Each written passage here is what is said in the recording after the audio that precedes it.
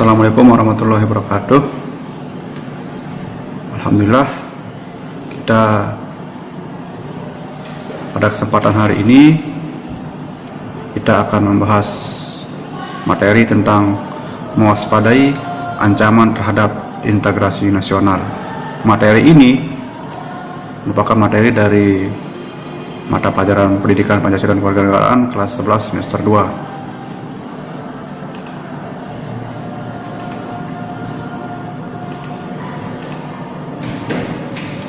Kebinekaan yang terjadi di Indonesia merupakan sebuah potensi sekaligus tantangan. Dikatakan sebagai sebuah potensi karena hal tersebut akan membuat bangsa kita menjadi bangsa yang besar dan memiliki kekayaan yang melimpah, baik kekayaan alam maupun kekayaan budaya yang dapat menarik minat para wisatawan asing untuk mengunjungi negara kita, Indonesia. Kebinekaan bangsa Indonesia juga merupakan sebuah tantangan, bahkan juga bisa menjadi ancaman, karena dengan adanya kebinekaan tersebut mudah membuat penduduk Indonesia berbeda pendapat yang bisa juga lepas kendali, sehingga mudah tumbuhnya perasaan kedaerahan yang amat sempit, sehingga sewaktu-waktu bisa menjadi ledakan yang akan mengancam integrasi nasional atau persatuan dan kesatuan bangsa.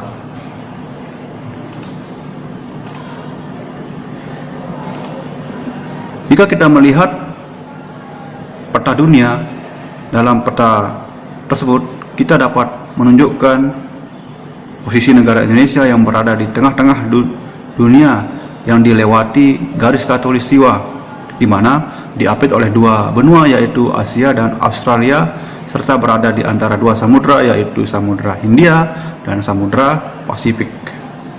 Kondisi tersebut menunjukkan bahwa wilayah Indonesia berada pada posisi silang yang strategis. Posisi silang Indonesia sebagaimana diuraikan tersebut merupakan sebuah potensi sekaligus ancaman bagi integrasi nasional bangsa Indonesia. Dikatakan sebuah potensi karena akan memberikan dampak positif bagi kemajuan bangsa Indonesia, serta akan memperkokoh keberadaan Indonesia sebagai negara, warga dunia yang tidak dapat disepelekan perannya dalam menjunjung kemajuan serta terciptanya perdamaian dunia. Nah, adapun di sini ancaman-ancaman terhadap integrasi nasional, yang pertama ancaman di bidang ideologi. Ancaman terhadap ideologi merupakan ancaman terhadap dasar negara dan ideologi Pancasila.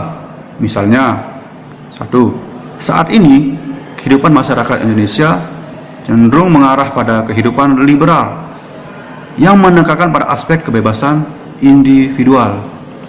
Nah, kebebasan individual ini bisa merusak persatuan dan kesatuan bangsa, sehingga hal tersebut bisa menjadi ancaman terhadap persatuan nasional. Kemudian, sebagai mana yang telah kita ketahui bahwa ideologi komunisme ini menjadi salah satu ancaman terhadap ideologi Pancasila. Ya, meskipun Indonesia telah menolak dengan tegas paham komunisme ini, tentu kita perlu waspada terhadap munculnya kembali ideologi komunisme ini. Kemudian, ancaman di bidang politik.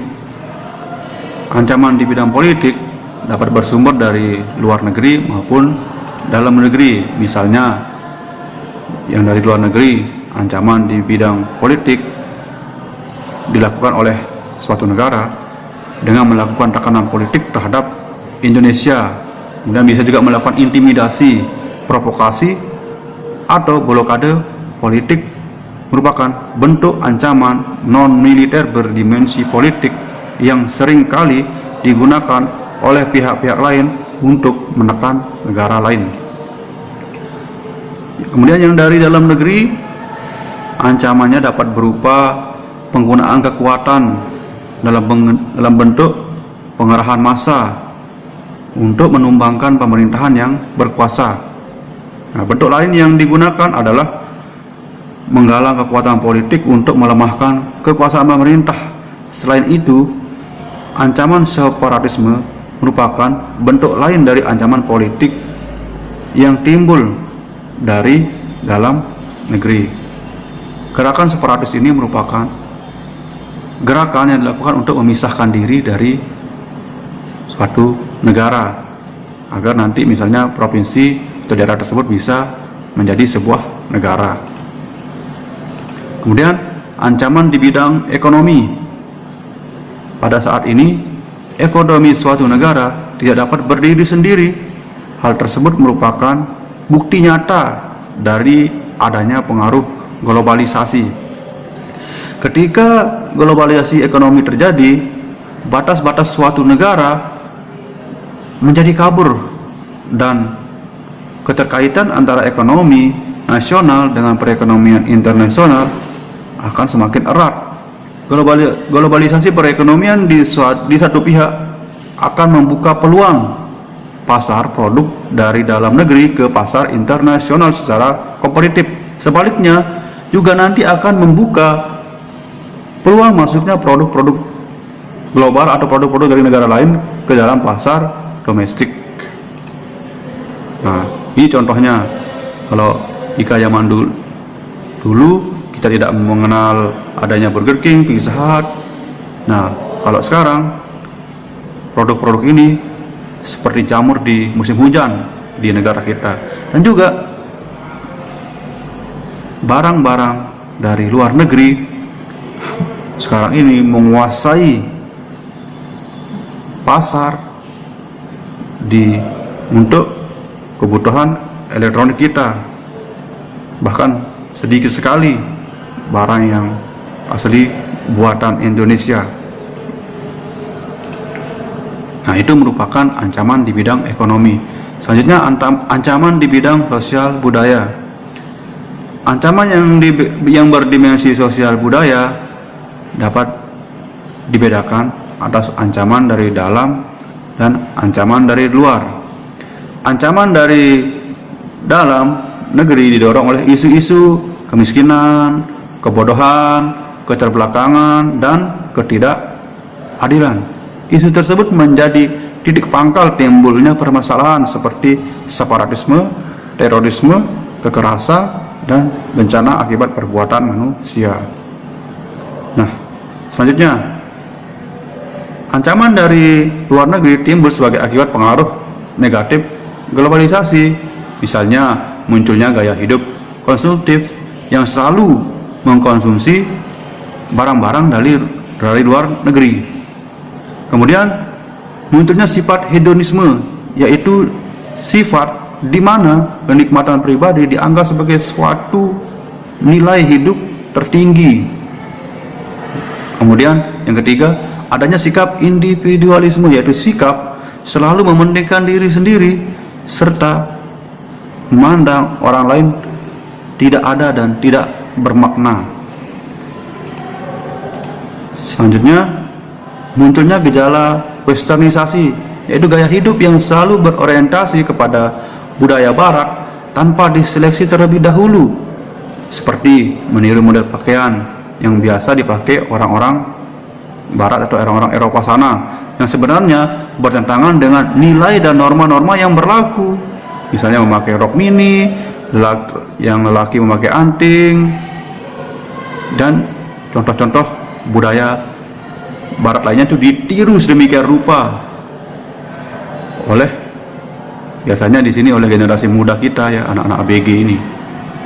Selanjutnya, semakin memudarnya semangat gotong royong, solidaritas, kepedulian, dan kesetiakawanan sosial.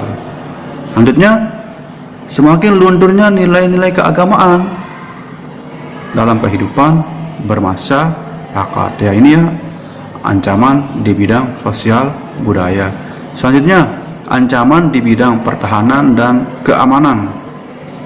Pertama, ancaman militer adalah ancaman yang menggunakan kekuatan bersenjata dan terorganisasi yang dinilai mempunyai kemampuan membahayakan kedaulatan negara, keutuhan wilayah, dan keselamatan segenap bangsa.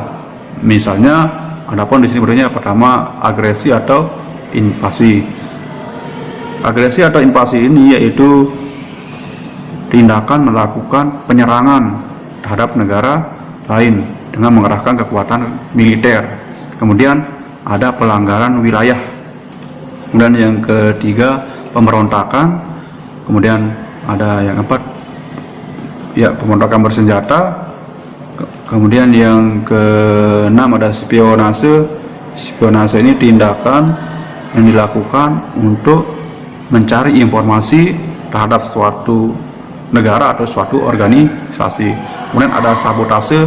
Sabotase ini yaitu tindakan pengerusakan atau alat atau objek vital suatu negara atau suatu organisasi. Kemudian ada juga aksi teror bersenjata. Kemudian ancaman di bidang pertahanan dan keamanan. Yang terakhir ada ancaman keamanan laut dan udara. Ya demikian ya tadi ya ancaman-ancaman terhadap integrasi nasional.